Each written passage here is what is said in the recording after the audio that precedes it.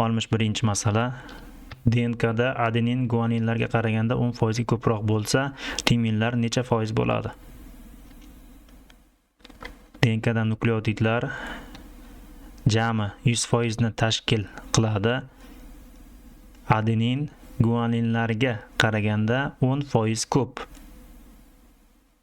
Shunda guanin X, adenin X qo'shilgan 10% bo'ladi. Timinlar X qo'shilgan 10%, sitozinlar X%.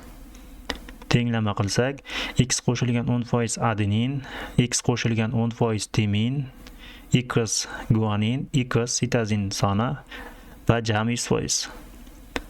Bu yerda tenglamani ishlaydigan bo'lsak, X tenglik 20% kelib chiqadi.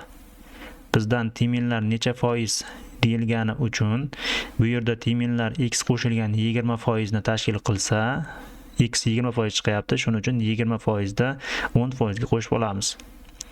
Javob timinlar 30% da javob.